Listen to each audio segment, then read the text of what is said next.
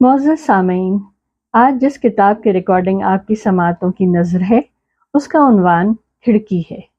اس کتاب کی مصنفہ شاہین کمال ہیں اور کتاب کا سنِ اشاعت 2022۔ میں ہوں صداکار شاہین کمال۔ یہ recording national audio library for blind کی جانب سے پیش کی جا رہی ہے۔ افسانے کا عنوان ہے نقش سویدہ۔ میں اسکول ڈرائیو کرتے ہوئے روز اس کو چاندنی اسکوائر کے پاس دیکھتی تھی۔ میں محتاط ڈرائیور ہوں اور ڈرائیونگ کے دوران دائیں بائیں دیکھنے سے حد الوسیع گریز کرتی ہوں، پر جانے کیا بات تھی کہ وہاں پہنچتے ہی میرے پیر کا دباؤ بریک پر بڑھ جاتا اور لاکھ کوشش کے باوجود اپنی گردن کو دائیں جانب گھومنے سے روک نہیں پاتی تھی۔ یہ کوئی سات بھری کا معاملہ تھا، پر تھا اور تسلسل کے ساتھ تھا۔ جانے وہ کب سے وہاں تھا، پر میں پچھلے 6 ماہ سے اسے نوٹس کر رہی تھی۔ اگر اسکول سے واپسی پر وہ اپنی مخصوص جگہ نظر نہیں آتا تو میرے دل میں خود بت سی لگ جاتی، پر کسی سے کیا کہتی، کس سے اس کا احوال لیتی؟ لوگ باغ دیوانی ہی سمجھتے۔ عورتوں کی بھی بڑی مجبوری ہے کہ ان کو طے کردہ ضابطے اخلاق میں ہی قید رہنا پڑتا ہے۔ اتنا سینٹی میٹر منہ کھول کر ہنسو، کہا ایسے لگاؤ کہ حلق کا کوا نظر نہ آئے، چلو ایسے، بیٹھو ویسے، خدایا خدایا، بندش ہی بندش۔ میرا بڑا دل چاہتا ہے کہ برستی بارش میں سڑک پر بھیگتی چلوں، ظاہر ہے ناممکن۔ کسی سے بھی بے دھڑک بات کر لوں، سوال ہی پیدا نہیں ہوتا۔ معاشرے کی اس قدر جکڑ بندیاں ہیں کہ کبھی کبھی تو اپنا آپ بالکل محبوس پرندے جیسا محسوس ہوتا ہے۔ خیر، مجھے تو مردوں پہ بھی ترس آتا ہے۔ اب بھلا یہ کیا بات ہوئی کہ مرد کو رونا نہیں چاہیے؟ بکواس! بھئی رونے کا دل چاہے تو زور شور سے رو، چیخنے کا دل کرے تو چیخو۔ جذبات کے اظہار کے لیے مرد اور عورت کا مروجہ طریقہ کار کیوں؟ اس دنیا کی بہت سی باتیں میرے سمجھ سے باہر ہیں، سو یہ بھی صحیح۔ میں کون سا افلاطون زماں ہوں۔ آج کل ہوتا گیا اور دن ہوا ہوتے گئے۔ پھر سردیاں آ گئیں۔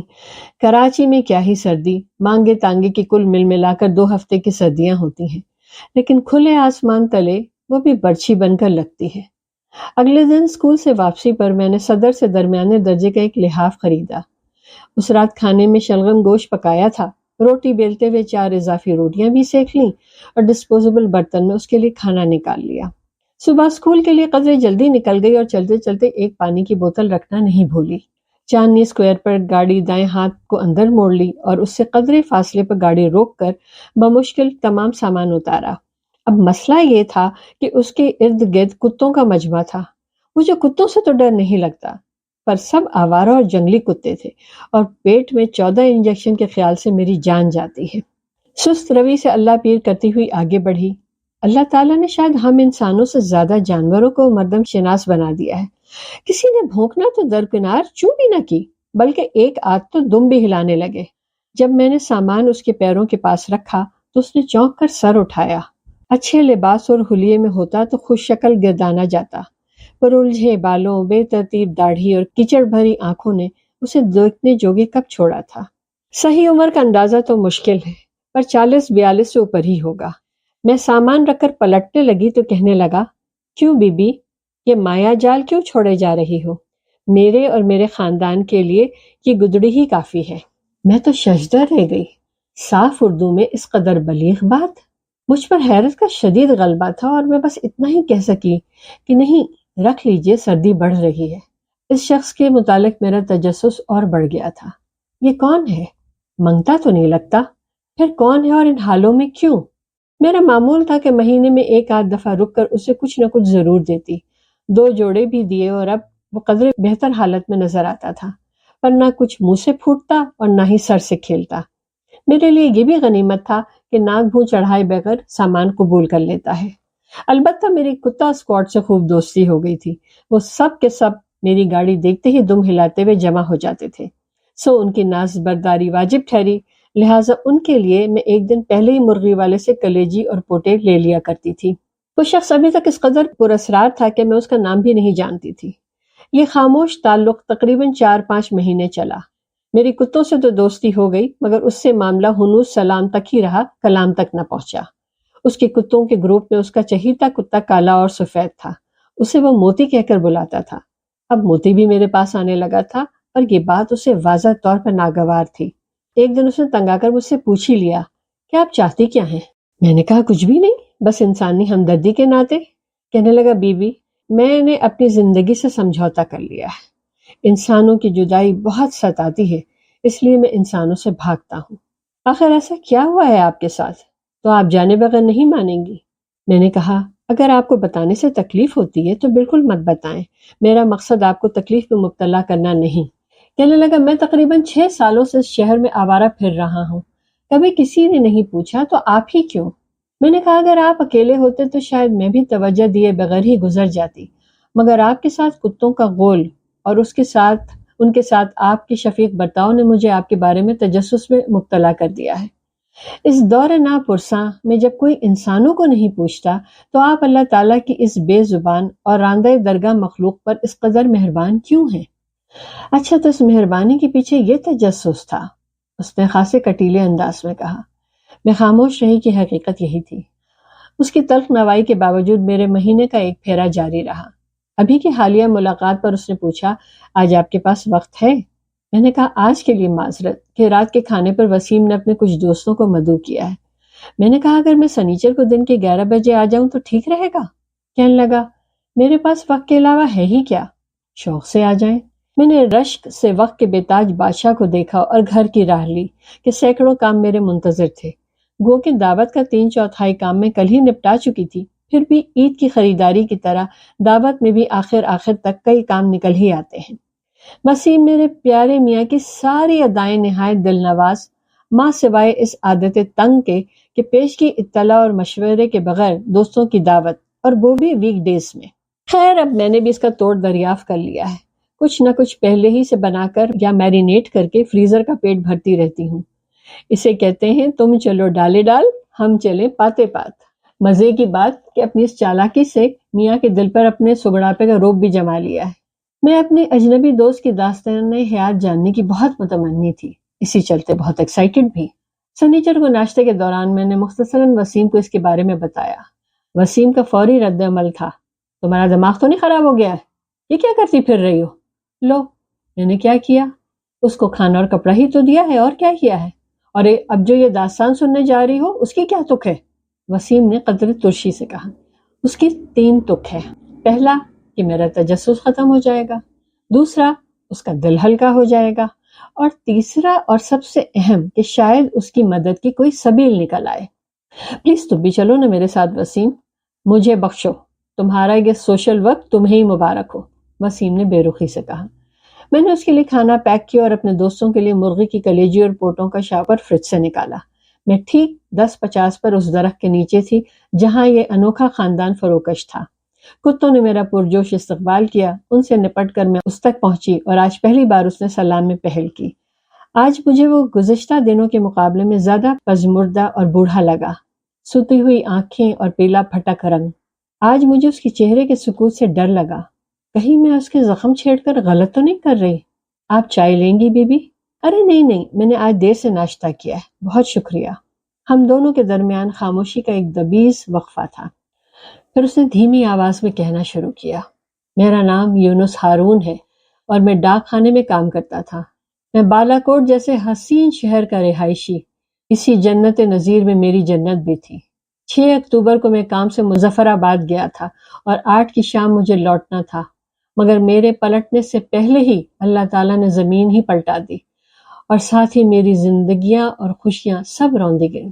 جانے میں کیسے اور کیوں بچ گیا۔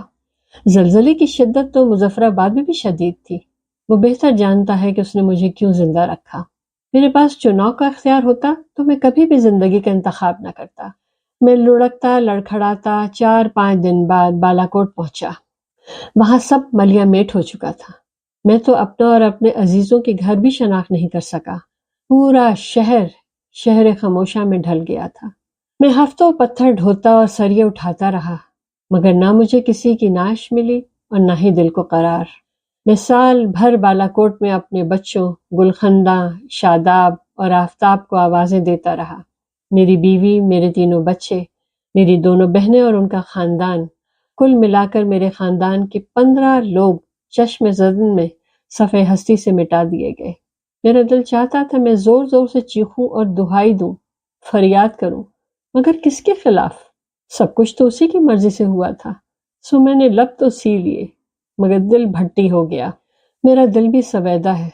सवेदा समझती हैं आप? जब हिरनी के बच्चे मर जाएं या शिकारी हिरनी का बच्चा पकड़ ले, तो हिरनी के दिल पर उनकी जुदाई के सबब एक स्याह दाग पड़ जाता है। इस दाग को नक्शे सवेदा कहते हैं। मेरा भी दिल अपने बच्चों की जुदाई के सबब दाग है। मुझे तो ये भी नहीं पता कि मैं कराची पहुंचा कैसे। न मैं कराची को जानता था और न ही यहाँ कोई मेरा था। मैं शायद किसी अतियात लाने वाली ट्रक में सो गया था और यहाँ पहुंच गया। सच्ची बात है कि मुझे कुछ खबर नहीं। मुझे तो शहर का नाम भी नहीं पता था। 3 दिन भूखा मारा मारा फिरता रहा। सवाल करने की हिम्मत न थी और न मांगने की आदत। मैं इस दयालु शहर के दस्तरखानों से भी लायक था। एक शाम निढाल एक दरख्त के नीचे बैठा था, जिस मोती ने एक अधखाई रोटी मेरे पैरों के आगे डाल दी और खुद जरा परे होकर बैठ गया और मुझे नजरें बचा बचा कर देखता रहा। कैसा हराम और कहाँ का हलाल।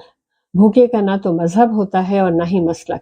मैं भूखों की तरफ उस रोटी को खा गया और जब मेरे लबों से अल्हम्दुलिल्लाह निकला तो मैं हैरान रह गया, बिल्कुल साकित, क्योंकि मैं तो अपने तौर पर उससे दिल ही दिल में खफा था। मगर हकीकतन ऐसा होता नहीं, क्योंकि बंदे का रब के सिवा कोई और है ही नहीं, लिहाजा आप इससे नाराज हो ही नहीं सकते। आप माने या ना माने, मगर आप रब के हाजतमंद हैं। न वो आपको छोड़ता है और ना ही आप उससे किनारा कश हो सकते हैं। शिकायत भी कैसे कर सकते हैं कि औलाद और माल सब उसी की अता थी, उसने वापस ले ली। पर ये दिल, इस दिल का क्या करूं? बस फिर मोती ने मुझे अपने साथ नथी कर लिया और एक दिन मैं इधर आ निकला। इसी दरख्त के नीचे पड़ाव डाल लिया। इस अपार्टमेंट बिल्डिंग के पीछे काफी सारे करियाने की दुकानें हैं, जहां से लोग महाना राशन की खरीदारी करते हैं और उन्हें सामान गाड़ी तक पहुंचाने के लिए मजदूर की जरूरत होती है। मैं वहीं से बगदार जरूरत रोजी कमा लेता हूँ और हम सब एक वक्त पेट भरकर खाना खा लेते हैं।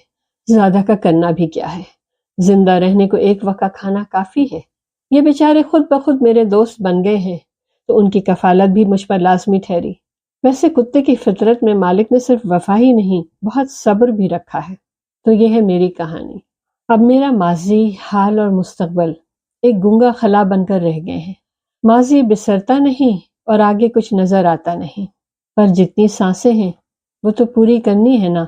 अब संगत में इंसान हो या सग। मैं सांस रोके यूनुस साहब का किस्सा अलम सुन रही थी और मैं इतनी तही दामन कि मेरे पास उनके लिए तसल्ली के 2 बोल भी नहीं थे। बहुत बोझल दिल से घर लौटी और वसीम को सारा किस्सा सुनाया। वो भी उदास हो गए। मैं वसीम के सर हो गई कि उनकी नौकरी का बंदोबस्त करो। 1 हफ्ते के बाद मुझे वसीम ने यूनुस साहब की नौकरी की नवीद दी। दिल तो चाहा कि शामी में जाकर उन्हें ये खुशखबरी सुना दूं, मगर सुबह का इंतजार लाजमी था। अगले दिन मैं अपनी जल्दबाज तबीयत के हाथों वक्त से पहले ही स्कूल के लिए रवाना हो गई और जब चांदनी स्क्वायर पहुंची तो दरख्त के नीचे लोगों का हुजूम था। मैं जल्दी से गाड़ी से बाहर निकली, मगर मेरे पैर मन भर के हो रहे थे और मेरे दिल को अनहोनी का यकीन था। दरख्त के नीचे अपना लिहाफ ताने यूनुस साहब दुनिया से बेनियाज हो चुके थे और मोती उनकी पेशानी पर अपनी थूथनी रखे उदास बैठा था और बाकी सारे कुत्ते उनके घेरा डाले साकित। उनका सवेदा दिल अपने प्यारों से मिलने की खुशी में आसूदा होकर खामोश हो चुका था। अब मोती मेरे पास है, गो के उदास है। मुअज़्ज़ज़ सामईन, जो रिकॉर्डिंग आपने अभी समाअत फरमाई, इसे national audio library for the blind की जानिब से पेश किया गया है। हमारे YouTube चैनल को लाइक, सब्सक्राइब और शेयर जरूर कीजिए। अपनी कीमती तजावीज़ और आरा के इजहार के लिए हमारे कमेंट सेक्शन का इस्तेमाल कीजिए। अगर आप भी रज़ाकाराना तौर पर हमारे इस मिशन का हिस्सा बनना चाहें तो डिस्क्रिप्शन में दिए गए लिंक के जरिए हमारे व्हाट्सएप ग्रुप को ज्वाइन कीजिए। शुक्रिया।